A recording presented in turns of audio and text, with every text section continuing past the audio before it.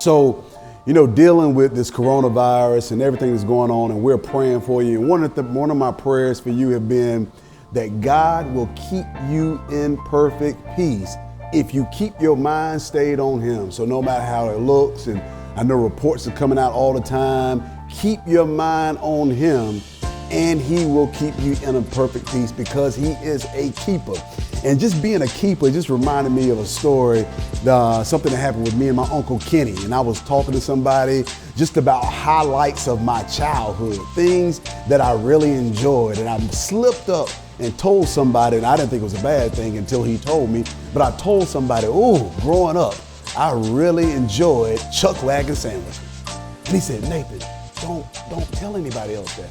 And I said, why? I said, Uncle Kenny, some white bread with some chuck wagon meat in between it, and some ketchup and some mustard and some cheese.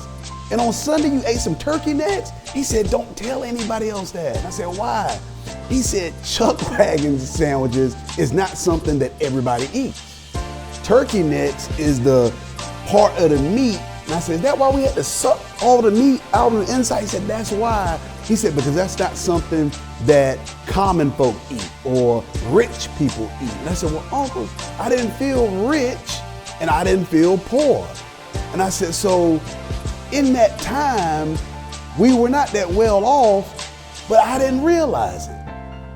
And I said, Lord, it just kind of reminds me, and what my prayer is for everybody during this coronavirus is that even though you may not be doing as well as you are going to do, when you get on the other side, then whatever you have to do in the meantime, we are believing and praying that God be a keeper, that you will be in the midst of something and not even realize how bad it is. It won't be until you come on the other side and tell somebody what you had to do, what you had to go through. They say, don't tell anybody that, because that's not a good testimony. You say, oh yes it is. That's how God kept me. That's how God sustained me. That's how God kept me in perfect peace, because I kept my mind and my mind stayed on Him.